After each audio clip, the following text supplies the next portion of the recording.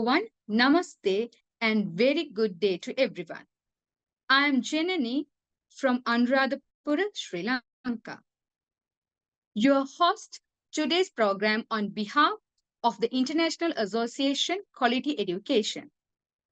The International Association for Quality Education is non-profit international organization working with educators across the global society to enhance the quality of education and contribute to achieving the sustainable development goals.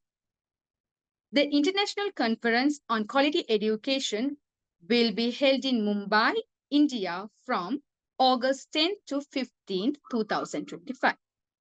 The conference is organized with the support of Peace Welfare Foundation in Mumbai, along with the many universities, institutes, and schools from India and other countries.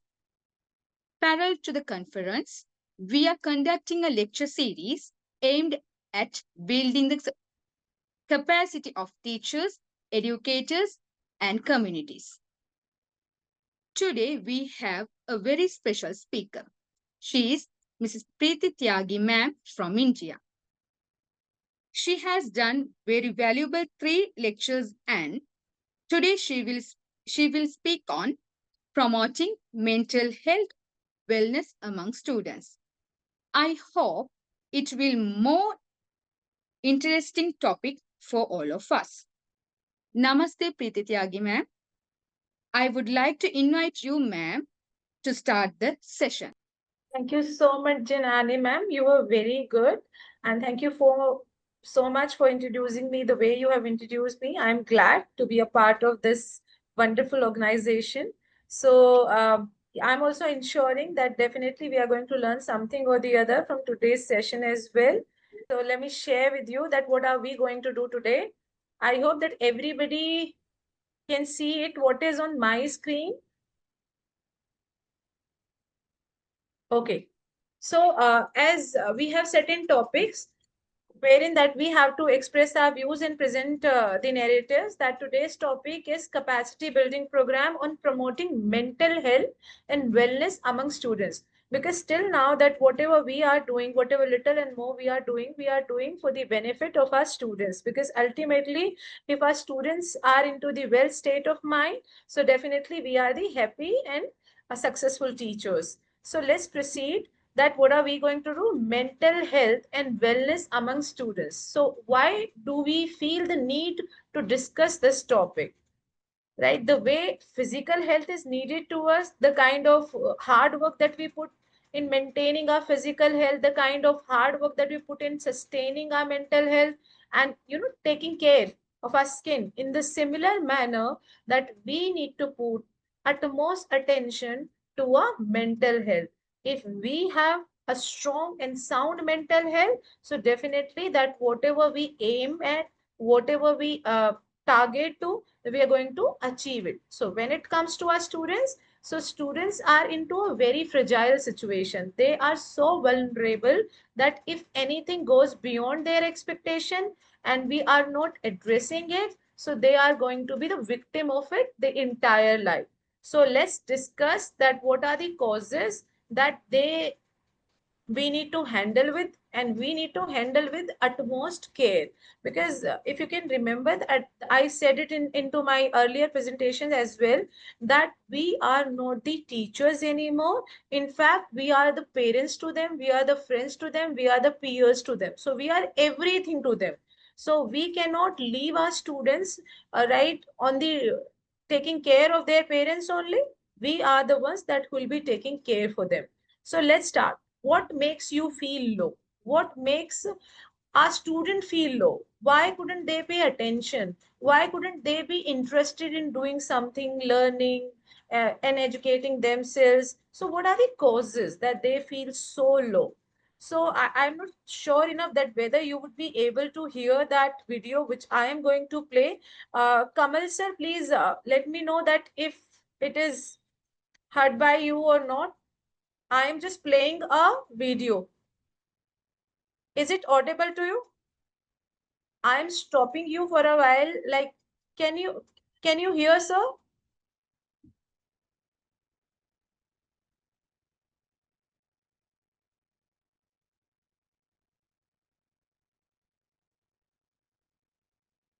Kamal sir, are you able to hear which I am playing here?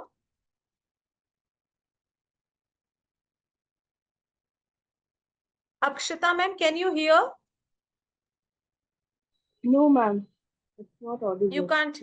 So there, no worries. So there is a video which talks about the importance of mental health. Since that you people cannot hear this video, so there is no point of playing it. So let's straight away move to the objectives. That what are the objectives of today's session? Why are we going to learn it? Why are we going to be together in this pursuit? So objectives, basically the purpose. So importance of mental health and well-being. We are going to know what exactly the importance, how important mental health and well-being is. Mental health in school, how could we sustain the mental health in our schools? Because generally that we hardly care how the child is feeling in school, but now we should be very very mindful how a child is feeling in the school. We should be equally attentive in taking care of his or her mental health in school.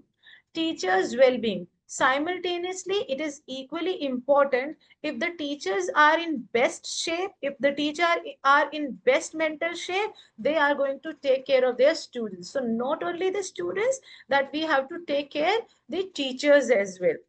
Now, what is the role of a school counselor?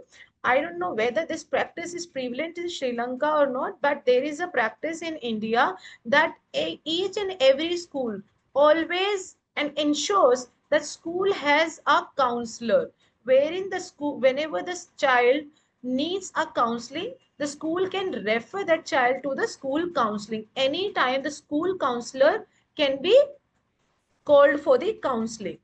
Role of a special educators. Now since the right of education is being provided to everyone, school has the school special educators as well, because they are well trained into their subjects, that this is how that they can very well understand the child who needs the special care. That we'll be talking further, that what sort of a problem a child can have, that how could we recognize that child belongs to the special needs.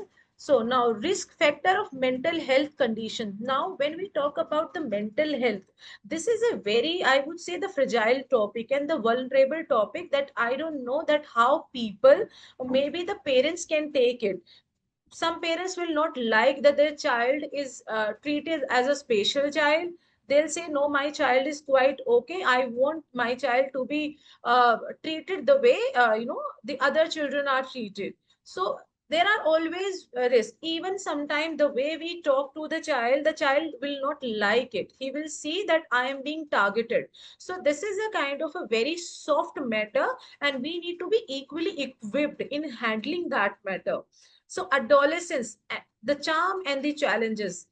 This is a very beautiful period in humans' life, but still it has certain challenges. The kind of charm that adolescent period has, so it is it's with certain challenges as well. So these challenges are to be handled and handled with care.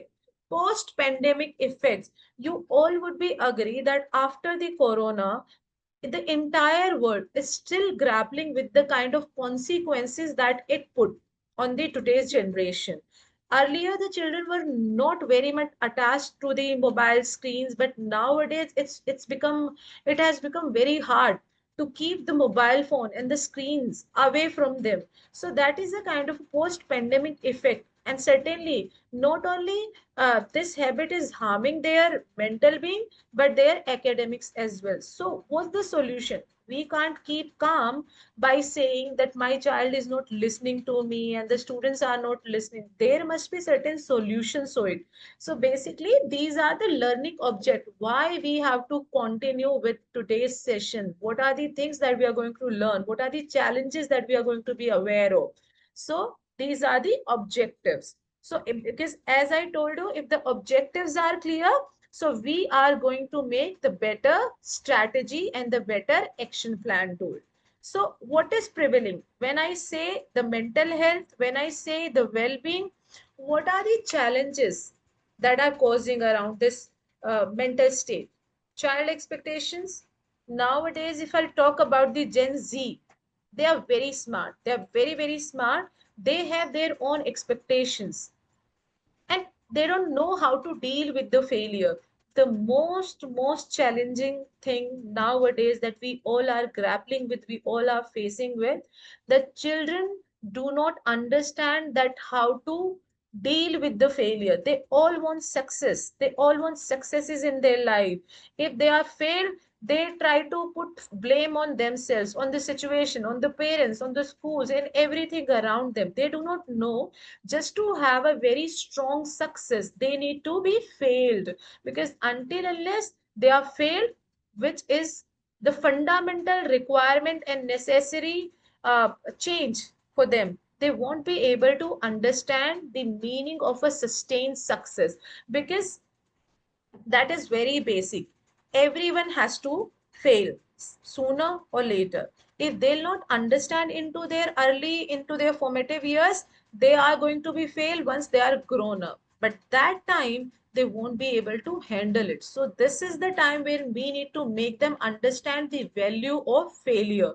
But still, this is a challenge. So we are just talking about this challenge.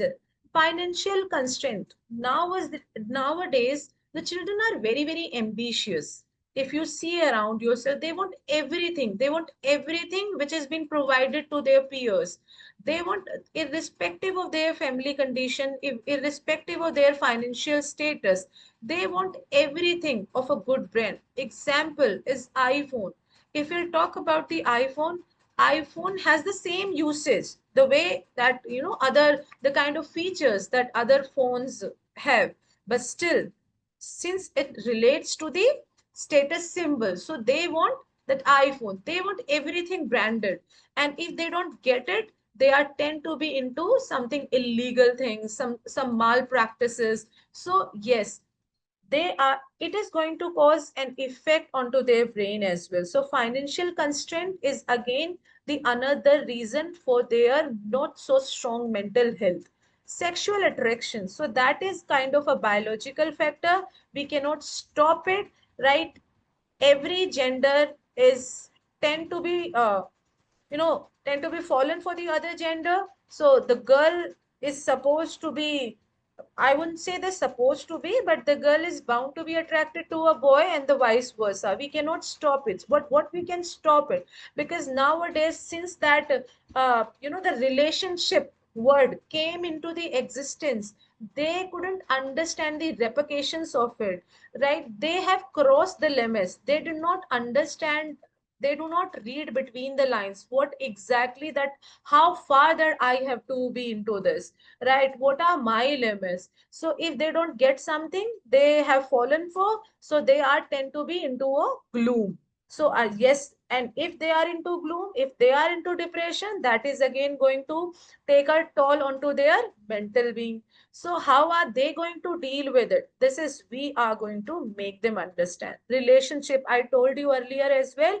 because somehow the sexual attraction is linked with the relationship status. Now, just to make it more expand, we would like to bring the generation gap as well. In nowadays, children are not so good at keeping the emotion, keeping the relationship intact with their parents, with their siblings, with their cousins, and with their relatives as well. And they always prefer to be introverts. So, since they are unable to express their views, they are unable to show their emotions, they have created their own world around us, around themselves. So, this is again the red flag that they are not actually into the right brain shape. Management of emotion. Now we all are talking about the intelligence, but we are not talking about the emotional intelligence. Emotional intelligence refers that how well they can control their emotions. If they feel like crying, they have all the rights to cry. If they feel like laughing, if they feel like dancing, so they have all the rights to do whatever they feel like. But now, since there are certain terms, I would say colloquial terms, alpha, sigma, these are the terms that children they have started using that term. So when I say that I'm a alpha male, it means since I'm an alpha male, so I don't have any rights to cry. So this thing has to be taken care of. That irrespective of their gender, everybody has the need to cry if something doesn't get in the place the way they want it. Academic performance. Nowadays, another fact, we cannot bring out all the negatives of this Gen Z.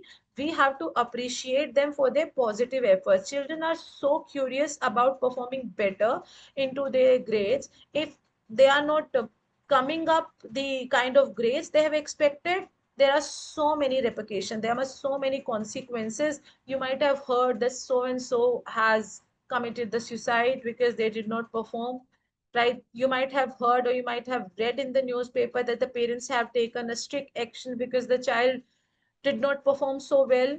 The child wanted to go for art, but the parents was pressurizing him or her to be into the science streams and just to pursue engineering.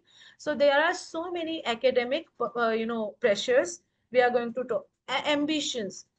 See, it's always very good just to be ambitious, because until unless that we have set an objective, we have a goal, we have an ambition, will not be working no forward. And hence, there is no point to be at the same point. There is no point to be still, that we are made to progress. But, over ambitious is a problem. I am I have my aim, I have my goal, I'm pursuing my goal, right? On the way, I met some challenges, I'll meet some failures. That's pretty okay because that's the path and I'm just following it. Aspiration. My aspirations are high, but not above the sky, not beyond my understanding.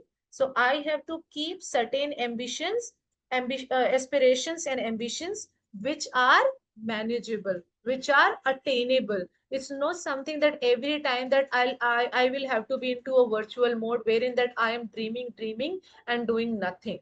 Career is definitely important, but not important more than the mental health. So these are certain red flags basically I'm talking about, that we suppose that you observe a child which you think that there is something wrong with that child. So these are certain flags that wherein you have to justify or you have to diagnose why the child is behaving this way. Body shaming, another very very important factor, and the kind of factor that we all have to be acquainted with. Not only the body shaming, nowadays children are being encountered with body shaming, name shaming, color shaming, language shaming. There are so many types of shaming that the society has presented a kind of a model presentation to everything. This is a perfect body, this is a perfect color, that is the perfect language, this is the kind of name. So shaming is a kind of issue which has to be dealt with, right? Because until unless that we'll be dealing with this, children will keep being pressurized and they'll not be into the right mental health. Peer pressure. We need to make our students aware that it's just not because of their family pressure, it's just not because of their school teachers, friends. A child cannot be away from a good mental health because of the peer pressure. If my peer, if my classmate is doing that way, I will also do that. They are teasing me for so and so behavior, it means they don't like me. And yes, when I say peer pressure, it's not something just bullying comes under the peer pressure. Ignoring is also a part of a peer pressure as well. When the children make a group leaving the another child alone, that is a part of a peer pressure as well. So we need to make them understand what are the expectations and what is the reality, so that difference has to be addressed. So we are going to do that now. So I hope that when I'm saying that these are certain kind of a red flags, definitely you might have observed that child has a different sort of expectation.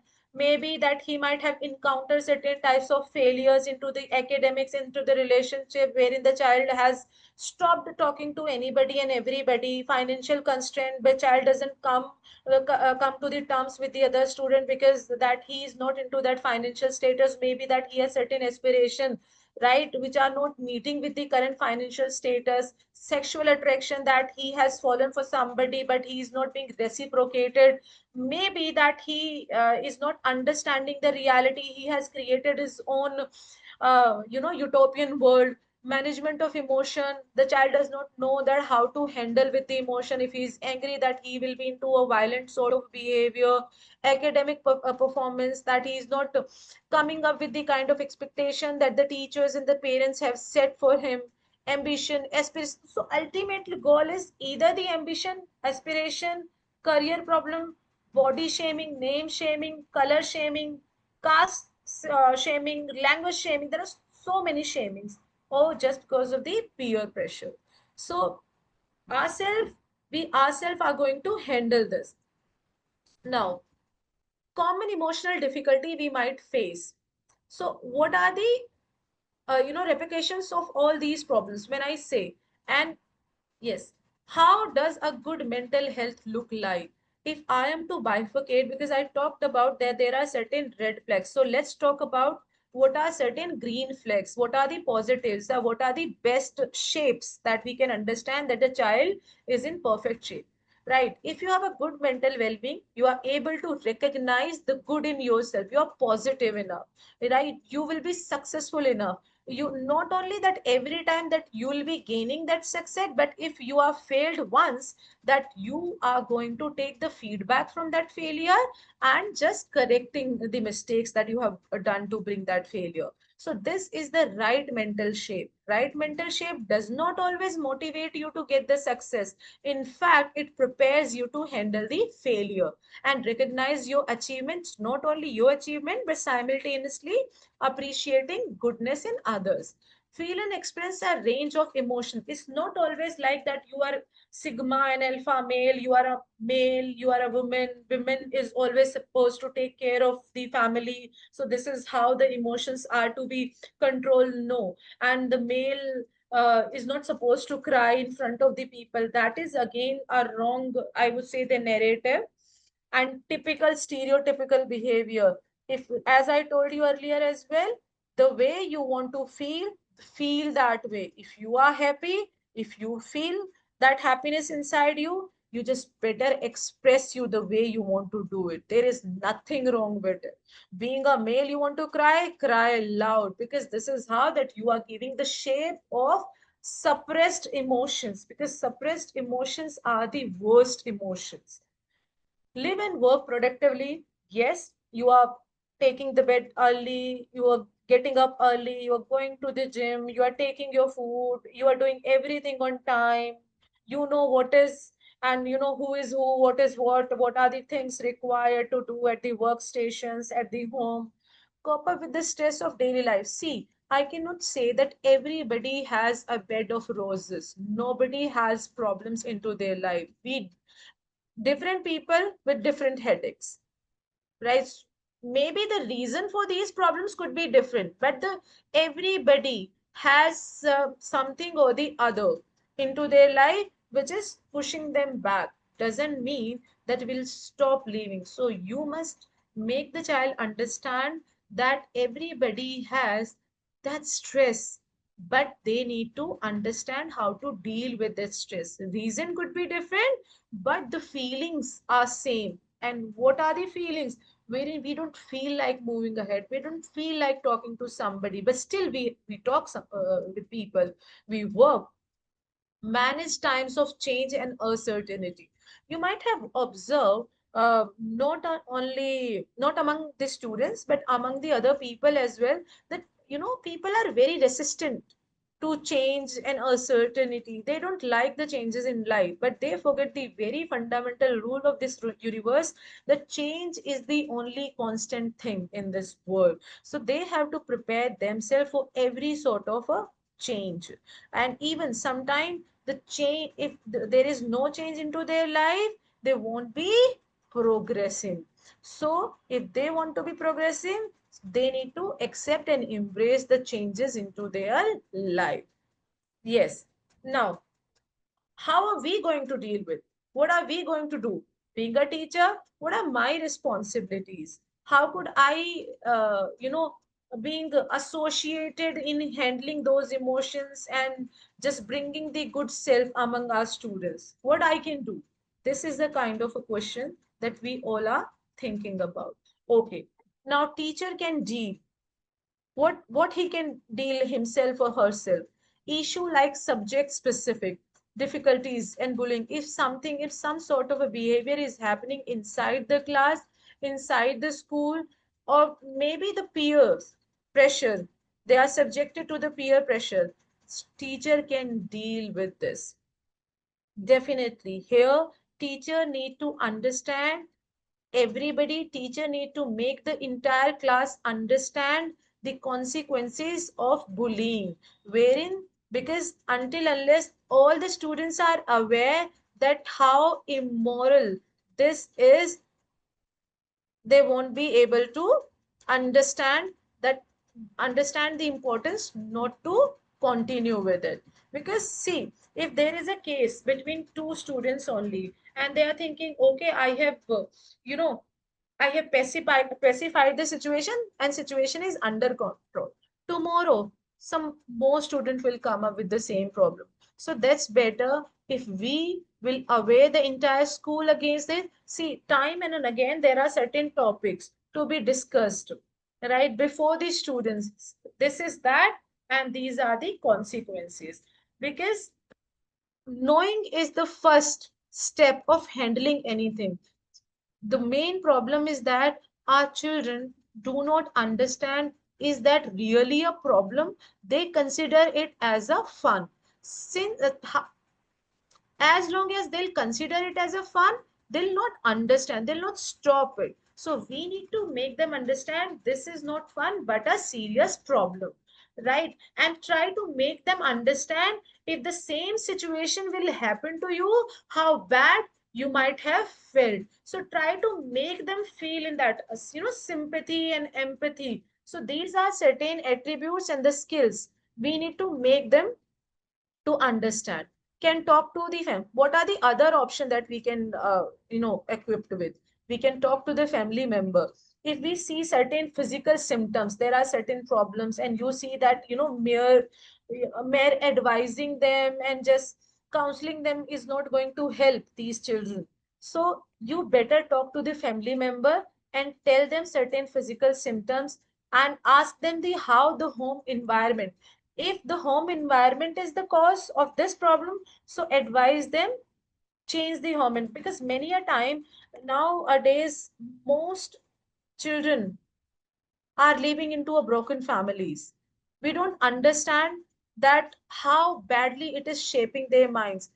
I am not going to comment that what is the reason of these broken family, but what we can do it, we can try to minimize the impact on our children. And how are we going to do that?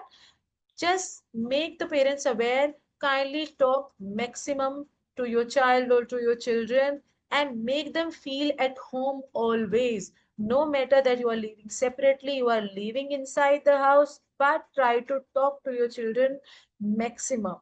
Can refer to a counselor. If you see that now mere talking is not going to help you, you just better seek the help of a well trained counselor, right? And if you are unable to do it, I told you into my previous presentation as well, there is always a hierarchy. If you are unable to handle it, try and contact to the parents. If you are not getting any solution from there, you just better talk to your counselor. If the counselor is again helpless, you just better let your management know this is the case. Now it is up to the management that how the management is going to handle this situation. And definitely I'm quite sure at 90% of the time management will also go through this loop. Now, what are the other strategy? Because as I told you that we teachers can do a lot in handling or maintaining these the good mental being, the well-being, right, inside the school. So what are the things that we can do? What are the strategies that we can employ with getting involved into hobbies? Ask the child, what are you interested in?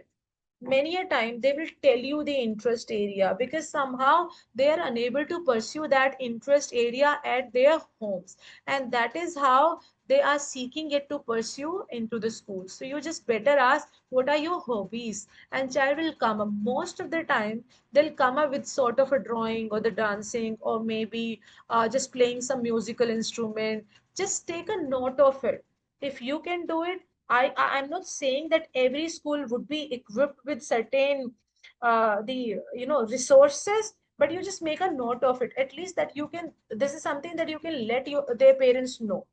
Becoming physically active, just motivate them to be a part of some physical activity and sports. If their physical body is tired, it means their mental body will be sharp.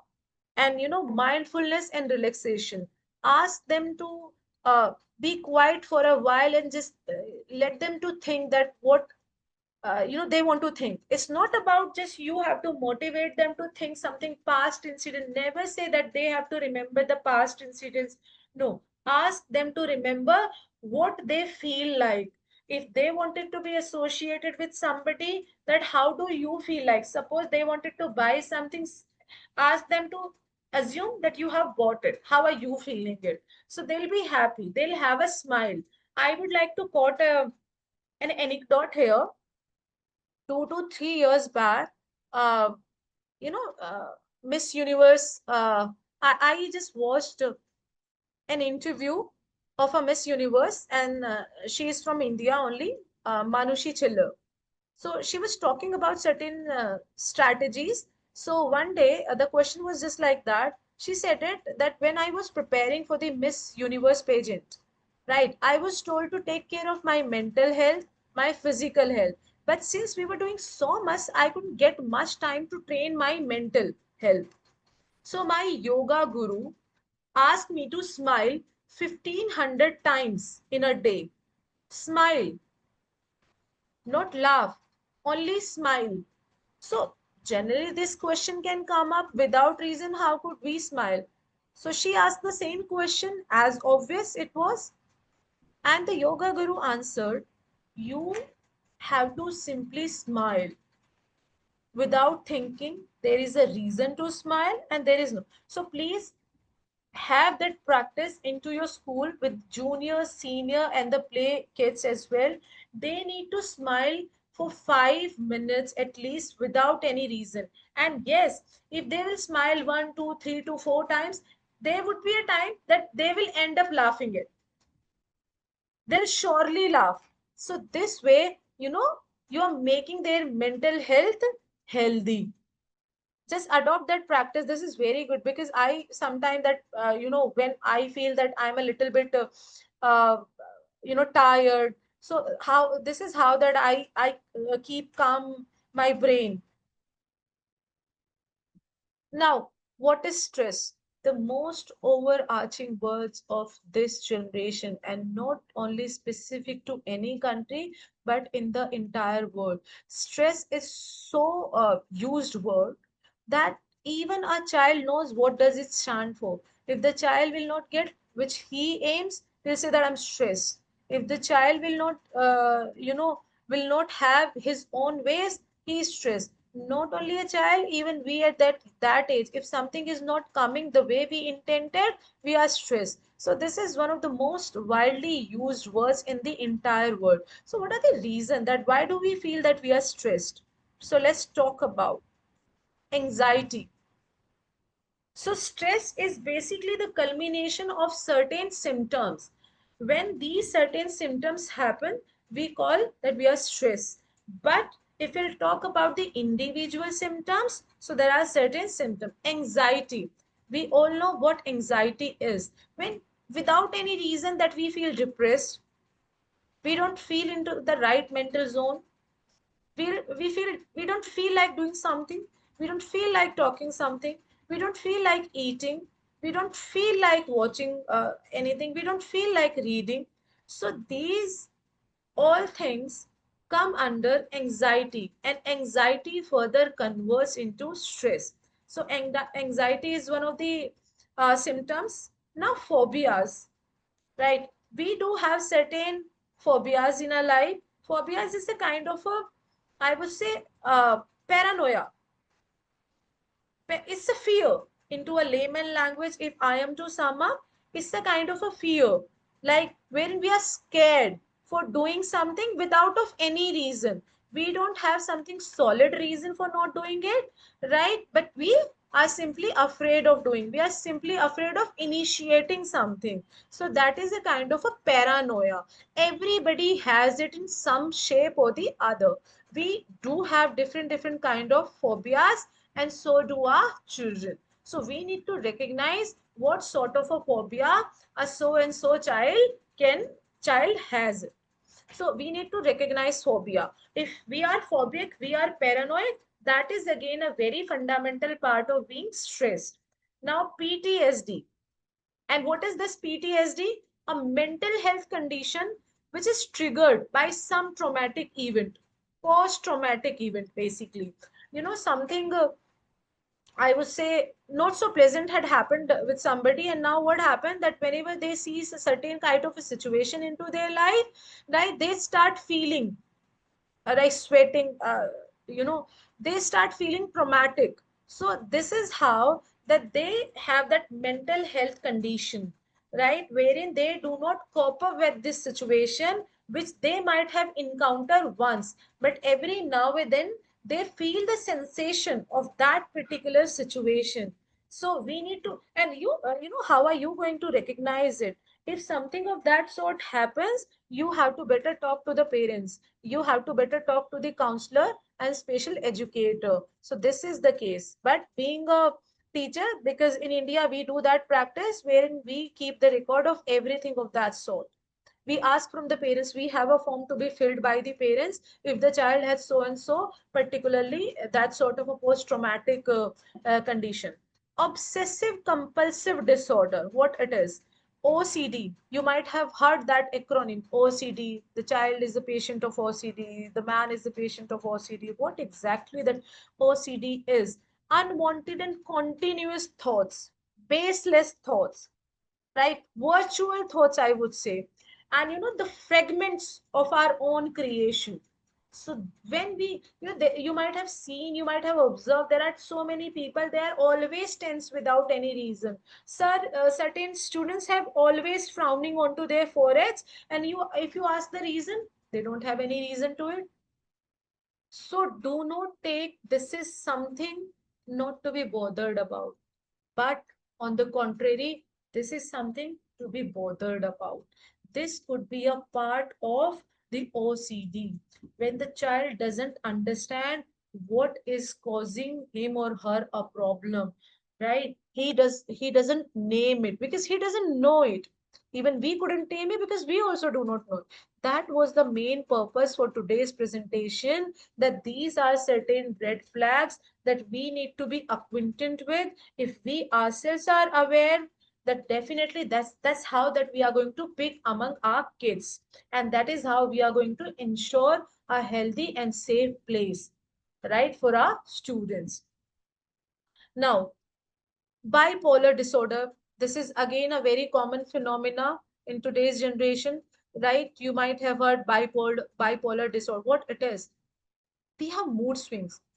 You cannot predict the behavior of the person, of the child. Sometimes he's very happy, but at the other moment he's so volatile, he's so hostile to other kids. What it is? Because if we talk about a person who is in the right mental shape, we have certain time to process certain emotions. See, I'm happy this time, and if something unpleasant happens to me, it will take a certain minutes or maybe certain seconds to be converted into that zone. But if I'll talk about bipolar disorder, you cannot predict that how long it will take, right, to see them into a different zone.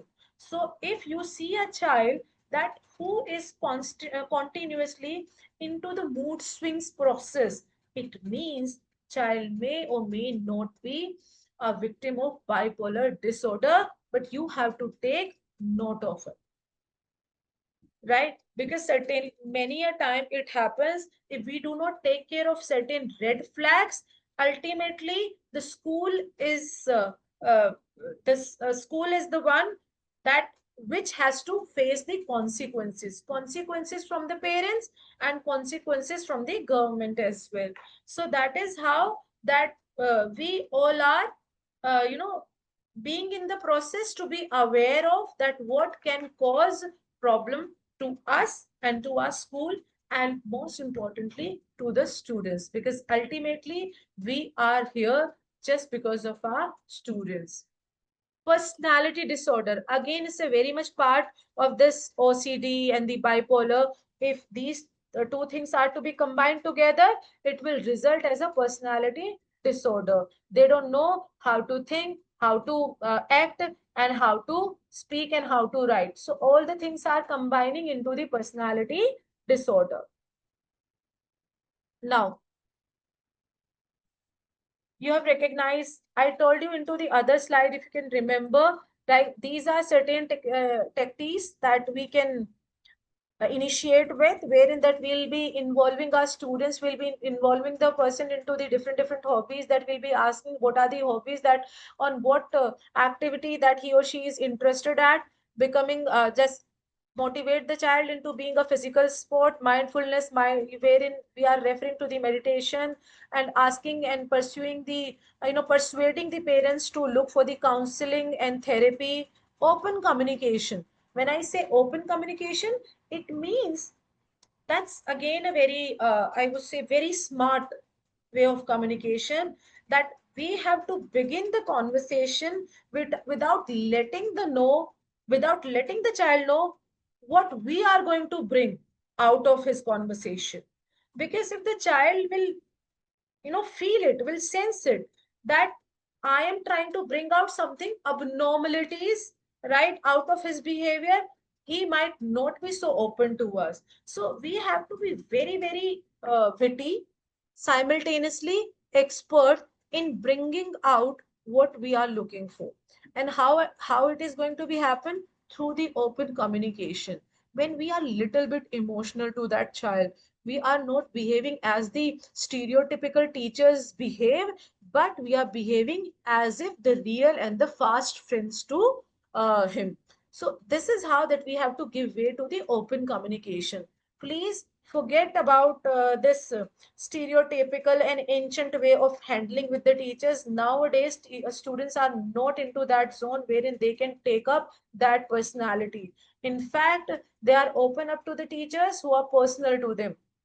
But since we are the mature one, so we always have to maintain that boundary. Assertiveness. What is assertiveness? You might have seen or you might have observed, a child is so good at studies, but when it comes to expressing, he's not that good. And if the problem is constant and continuous, it means that it can trigger to some abnormalities. This is how that you have to be attentive and you have to be focused and simultaneously regular enough to notice that. Time management. You know, give them certain task and ask their parents to give them certain task uh, with the time bound activity, which is called TAT, turnaround time, wherein the child, in that way, child will bring and put the brain together to complete that activity in that given time frame. So that way he will be able to manage the time, and automatically he'll be good at that skill as well. So now let's proceed. Now, how might you start? Because I told you the importance of the open communication. I asked you to be the friends to them. So, but how are we going to start? How are we going to begin that conversation? So show your support. First of all, you cannot, out of blue that you are going to that child and saying, okay, let's be a friend today and let's talk about why do you do so? Why do you behave so? And the child will be open up to you and he or she will tell you the entire problem. No, it's not going to happen. Let's come to the reality. Child will be looking for your constant support, continuous support. And for the time being, first of all, that you have to earn his or her trust by showing the support. If the child doesn't write the way you want him or her to write it, give him help, don't scold him. So let's give him a continuous support. That way, we are going to earn the confidence. We are going to earn his trust. And once we will earn the trust, it means the rest of the journey is smooth sailing. Ask how you can help him. Now, offer certain solutions. Okay? Okay. Do you have the problem in that? Can I be of a little help to you? Be open minded. Okay, provide solution, seeking feedback. Okay, yesterday I have provided you a solution. How was it for you? Did it work for you? Didn't it work for you? So that way, don't just talk about mental health. Yes, biggest problem. You know, I told you that how to recognize the, that something is not doing and happening good to that child, and this is how that we have to address. But again, as I told you to be very, very attentive in handling certain cases, don't jump onto the mental health conversation. Okay, are you not feeling good today? How are you feeling? No, because instantly child will understand what exactly that you are looking for, what exactly that you are beginning with. That way he'll be again cocoon, he'll not be open up, because it's not the first time that you're going to talk to that child about this issue. You might not know, but maybe the parents, relatives, neighbors, friends, or other people, they have already realized you, and every now and then they are bothering that child with that sort of a communication. So you should not jump onto that. In fact, start with something very light. Okay, how's the day for you? Did you enjoy today's class? But I did not enjoy. Oh, I enjoyed a lot. No, I love to sing. I love to. What do you like? So that way, pitch. Start from the light-hearted conversation, and when you see that situation is right to begin what you are looking for, that time, start that conversation. As I told you, you have to show the trust, and but you have to respect the personality of that child. You have to accept that, not only respect, you have to accept that child, that yes, he has a different identity, he has a different personality, but ultimately he is the person that who deserves the respect and who deserves to be heard. Be patient. Again, very, very important skill, I would say, that do not rush to the conclusion, because generally we might think, because ultimately we are the human being, we might think कि okay, my principal has asked me to talk to that person, I'm doing it. Once my work is done, this is what I'm going to communicate to the parents and communicate to the principal as well. No, not at all. This mindset is not going to work you. This mindset is not going to get you the desired. In fact, it will change the situation. Be patient, because until unless that you are a patient enough, you have that patience to sit with that child, to listen to that child, to observe that child, you better talk to your principal. Sir, I can't do it. But do not worse the matter, because straight away jumping to the conclusion, jumping to the mental health conversation will only worsen the situation. So if you think that I'm patient enough, I have the mindset of a counselor, I have the mindset of an educator, I have the mindset of special educator, then proceed with it, and proceed with a smile. So that's how meditation. As I told you the techniques, because generally if I will ask you to meditate, you will also say that no matter that how hard we try, but still we are unable to meditate. So do not give a technical term meditation. Oh, these are certain requirements that you need to sit alone, and room has to be dark. No, don't give them certain uh, rules, because generally students are not very welcoming to the rules. In fact, ask them to sit for a while and just to remember and just to think whatever pleases them. So that is their meditation. Now, simultaneously, one more factor and one more technique that works for these students, until unless they are aware of the objective and they are aware of the benefits, they don't feel like doing anything. So whether you start some new practice or you stop some new practice, if you are stopping, if you are stopping certain practices, just tell them the cons of it. But if you are initiating certain practices, tell them the pros of it, tell them the advantages of it. This way, when you explain better, children embrace better. So when you ask them to meditate, it will definitely reduce it. It will reduce stress, because they'll feel happy. If their muscles, their happy muscles are expanded, they are going to uh, lower the stress hormones. Control anxiety. If stress is controlled, anxiety is always controlled. Promote mental health. Enhance self awareness. What is the biggest advantage of meditation? When they'll imagine something which pleases them, right? They are going to be aware for their mental being. They are going to be aware. They are going to be assertive. They are going to be expressive. So, this way, it will boost to their self image, the way they will perceive themselves. And once they will perceive themselves positively, the results are always positive. Lengthen attention span. Yes, it will boost their attention span, because when we are quiet, but brain is working, and brain is working for all the healthy and happy hormones, it will work on to their attention span as well.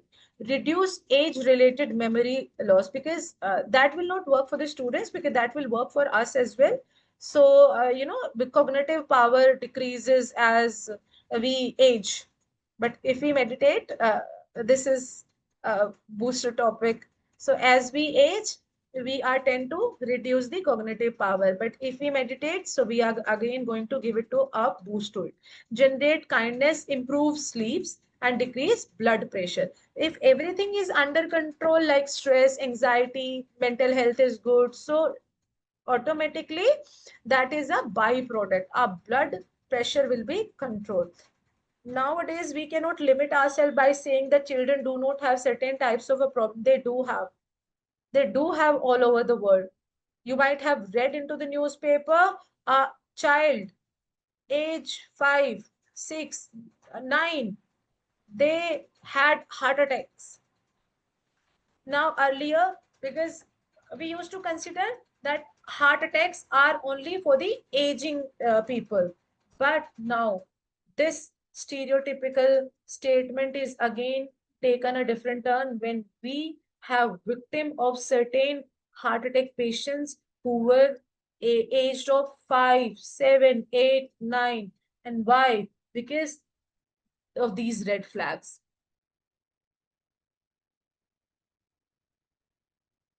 Yes. So what is that care model? We have to adopt that care model. Talking mental health, and what is care model? Care. C stands for creating awareness, the way we are doing it. So we are adopting that care model actually. So you may have the boards hanging in your classrooms wherein this care model is reflected. Not only you, but the parents will also read it and they'll understand it.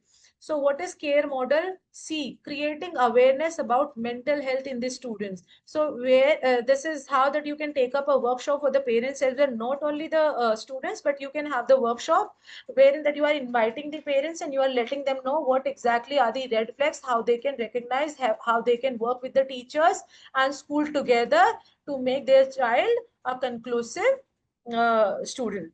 So creating awareness. So awareness is for us, awareness is for children, and awareness for the parents and society at large. So A, addressing the importance of mental health in school. Now, knowing is not the solution only. Knowing is undoubtedly a first step, but not all the steps. Second step is addressing. We know what it is, but we have to address that issue. As I told you, and I'm repeating that statement again, that majority of the time of a child is being spent in the school. So it means it becomes a moral ethical duty to address certain issues which are connected to the which are associated to the students. So addressing the importance of mental health in schools. So once we are done with this presentation, and if you are going to apply this into your schools, so that is a. It means that you have started addressing the importance of mental health. Now, R stands for redefining the roles and responsibility of the stakeholders. Who are the stakeholders, by the way?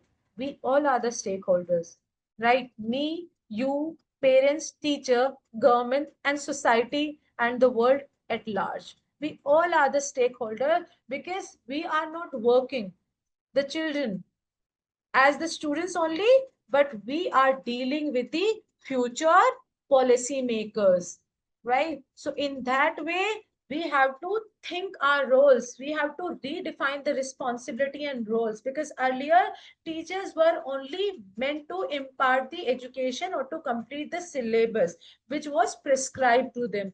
But nowadays, if we are not that educator who can be their friend, who can be their parents, who can be their buddy, and who can be their motivator, who can be their guru and everything, it means that we don't have any rights to be a teacher. So we need to understand the duties and the responsibilities are changed, and even parents are equally to be understood about their duties. Their duty is not merely to provide the resources or money to them, or just give them food, give them a house.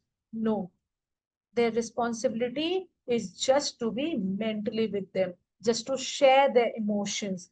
Right now, E, elucidating innovative ways and the best practices. Okay, that is also very good that we are creating the awareness about mental health, because earlier, if you can remember, people were not so open up discussing the mental health issues, because they consider it that people will label them as mad, right? So that's how they were very scared that how people are going to treat them if they are thinking to go to some psychologist, right? It means the people will consider you that since I am not into the right mental space, so that's how that I'm going to the psychologist. So but nowadays people are very open up about discussing the problem. The only need is to create more awareness. So awareness, and then address the issue. Then we need to understand our role and responsibility, and once we have understood our role and responsibility, now we have to devise certain ways that how are we going to handle with it. Right. Identify the problem, because ultimately that we are to deal with these students. So we have to identify the problem, and how are we going to identify the problem? I told you that certain ways, if the child is behaving like that, if the child is behaving like that, this is how that we have to identify the problem. This is how we have to let the parents know, let the management know, and let ourselves know that what is the problem, why child is behaving so. Listen to the child problem. If child himself is coming up to you and sharing something, so you just better listen with the patient mindset. Create goals to facilitate positive change. Make certain strategy, devise certain strategy that how are you going to cope up with the problem, what are the steps that you're going to take up. Brainstorm alternative together. If some because we must be very very aware that all the practices cannot be equally beneficial to everyone. So equality will not work, equity will. So we have to have certain equitable strategies, wherein depending upon the needs and the requirement of the child, we'll keep on working, designing certain different strategies. Motivate the child to show positive. Not only that we are doing all the bits, simultaneously we have to motivate our child, to to be a partner into that endeavor, that whatever things that we are doing for the child, motivate it in certain way wherein the child will himself embrace those changes and practices. Yes, very, very important slide. Make let your child know that if he is sad or he is depressed over certain issues, right, but not continuous, not that he's always not into that zone. So these are very, very ordinary matter, and it happens to everyone. We all tend to feel sad and depressed sometime or the other. So these are not the part of any sort of weakness or any problem. Feeling sad is always not bad. It means that's a part of, you know, sympathy and empathy. And sympathy and empathy are two most important parts of our emotional intelligence. So feeling sad is not always bad.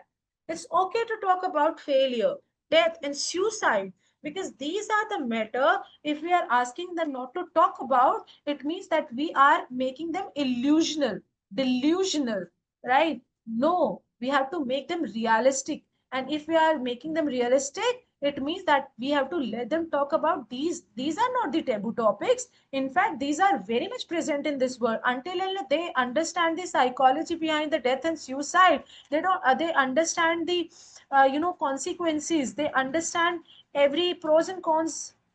Not exactly pros, cons, it's always a cons, right? So they will understand. So let them talk about these things as well. These are pretty, I would say, simpler terms.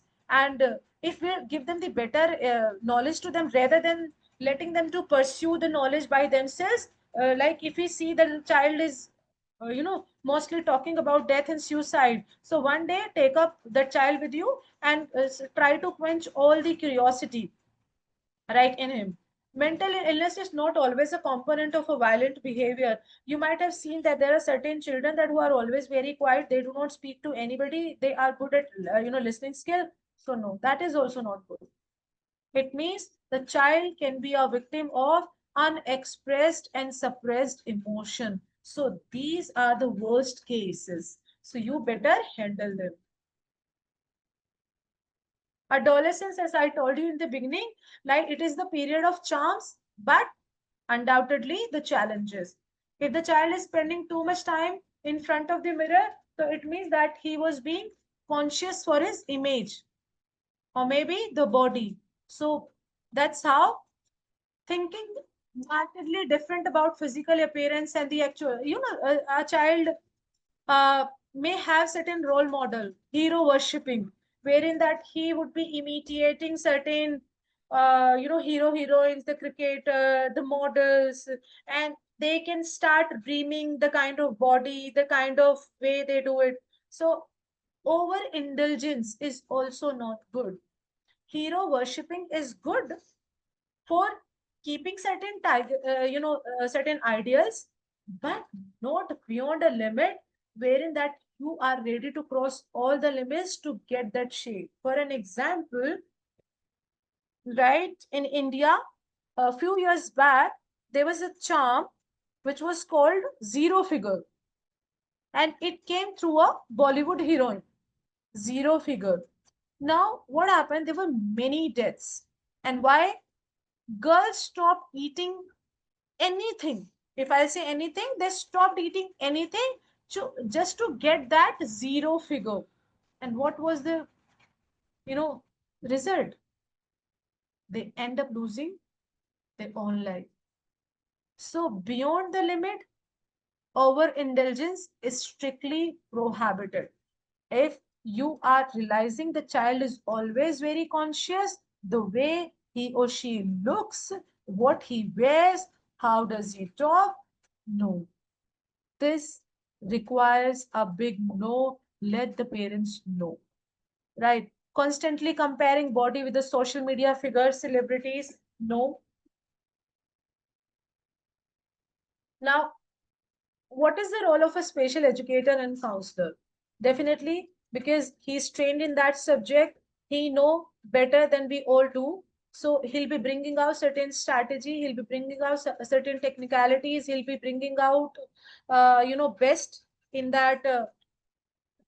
Yeah, he'll be bringing out what is required through counseling, help students changing, maladaptive and unhealthy behavior manifestation. So he will be quick at recognizing the mal practices and manifestations, the wrong manifestations, right? So he'll be letting them know certain techniques, he'll be letting them know certain ways, right? Okay, so this is something. And when a child will feel valued, so it means he will feel normal, because ultimate aim that we are going to do with, we have to feel that child completely normal. We have to realize that child needs special care, but certainly we have to be mindful child will never realize that he is one of those that who needs the special care.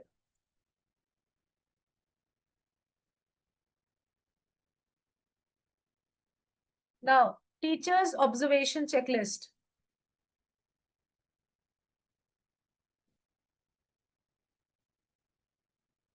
Students reporting frequent headaches and stomach aches of other symptoms. If the child is coming to you every now and then and every day that reporting that I am sick to my stomach, I have headaches, it means take note of it. If the child is coming to, I'm so tired, I don't get time to complete my homework, I'm not good enough. Every now and then he's coming with this statement that I'm not good enough, I can't do anything, I don't want to come to school, I don't want to cry, I am always given too much homework, I like bullying people, I like hurting people, I'm a sadistic, losing interest in academic, not able to concentrate in the class, you know uh, gradually performance is dipping down, student change in attitude or behavior, you notice a certain change in his attitude and behavior and personality altogether. These are the symptoms.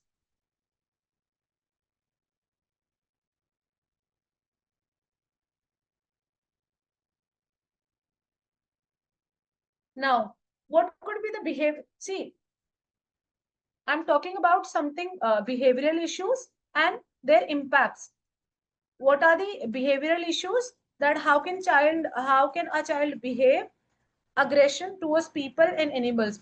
You might have observed or seen certain people who are quite, violent towards other people, and not only other people but to animals as well, right? So much so that they can kill an animal as well.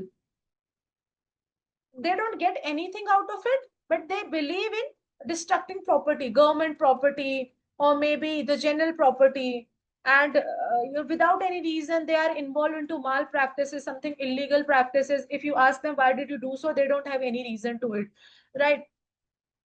So these behavioral issues are actually the products when their initial symptoms were not addressed at schools or at the homes. And this is the purpose of today's workshops, that we should not let them to go through these behavioral issues, because we are so determined to handle them at the very early stage. So, serious violation of rules, that's how that they end up being not so ethical citizen of the society and the country and the world at large. Lack of empathy, they are not going to be emotional towards, they are going to be apathetic. They are not going to have any sort of feelings towards anyone, neither for the people nor for the animals. Impaired relationship, they'll not be able to sustain the relationship without any reason. They know that they are causing something not so good to their family. They know that they are not so good at handling this thing, but still they won't be admitting it. So they are always be the, you know, into the constant loop of impairing their relationship with everyone. Functional, they'll not be so good at studies, at business, at jobs. So they'll not be a social creatures anymore. Yes. One more, very, very important, suicide risk. Such kind of a people and such kind of a student are tend to suicide very, very much. And yes, because that's a part of their behavioral changes. They are isolating from the friends and family. They don't want to talk, they don't want to express, they don't think good about it, they have a very self low image, right? And that's how they don't see any solution but to suicide. And for why? Because they don't see any reason to it. And their reasoning capacity is impaired. And when their cognitive power is impaired because of these things, so they don't have any choice but to suicide. But this is not the things are going to happen, right? They are in the history of creating self harm. So yes, until unless their problems are solved, these are going to convert into these chronic, results. Eating disorder.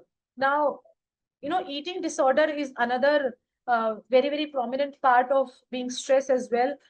If you are unable to, if the child is unable to express, emote, relate, he'll keep on eating. Unmindful eating, which will make them obese. And when they are obese, again, they will have this low self image. And once they'll have that low self image, it means they are not into a right mental zone, right mental shape. They are on that binge eating disorder, frequent, uncontrolled eating. Whatever is coming to their plate, they are taking it, right?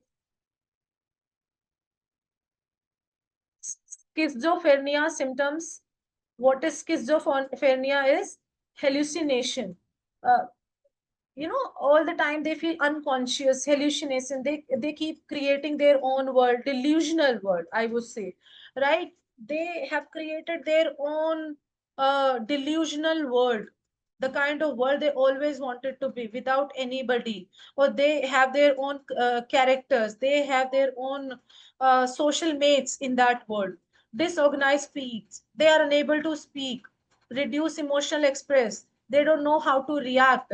These are the part of apathy, same, any uh, not having any feeling, social withdrawal. They are cut off from the society, they don't want to mingle with the people.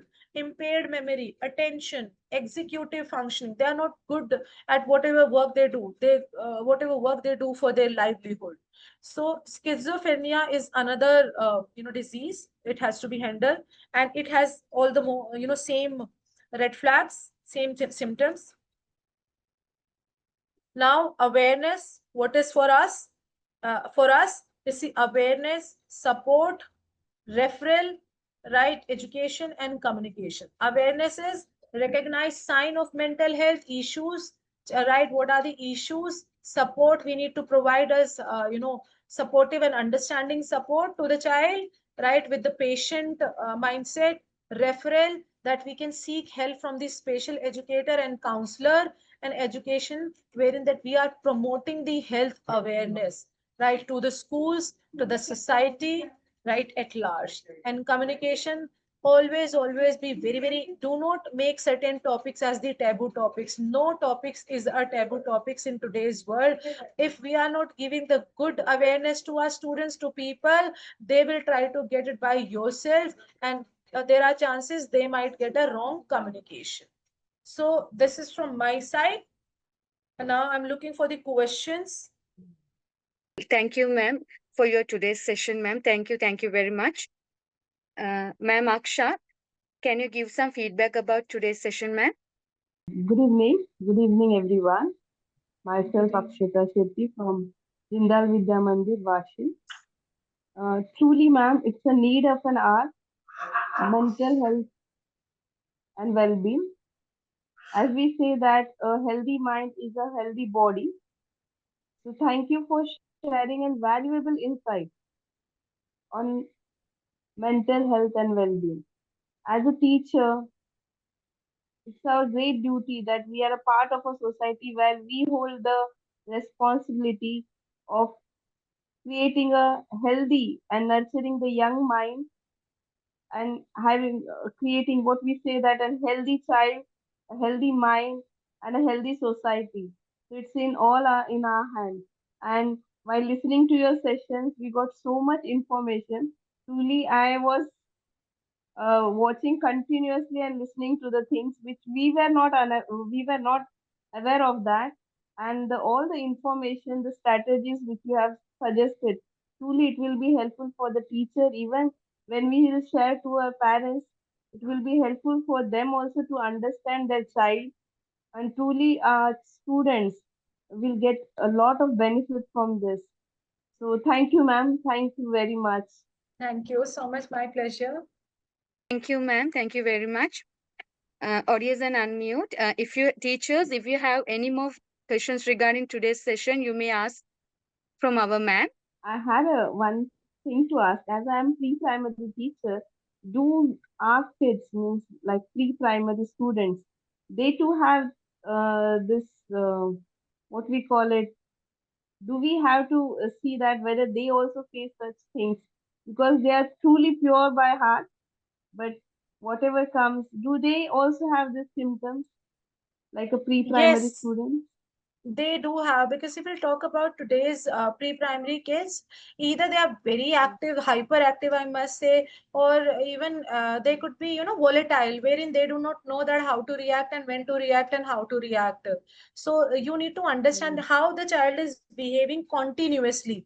You can ask from the parents as well, and initially that if the child has some medical history or certain kind of a different symptoms that he has, because this is a kind of a practice that practice that we do in our schools as well, wherein that we always have that parents support and in asking that does the child has any symptoms of these sort, so that we can provide an extra support to that child.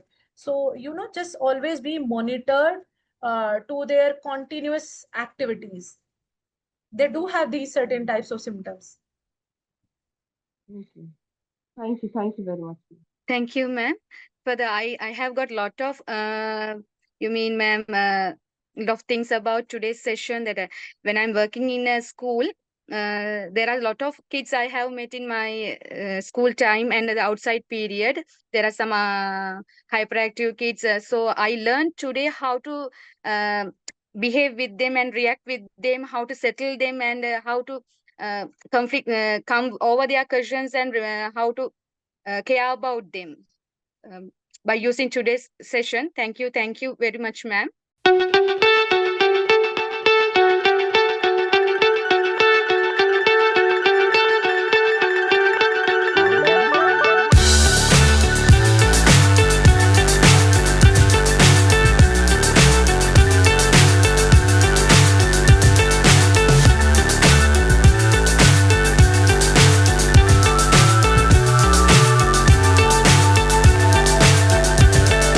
Fly so high, I'm hypnotized.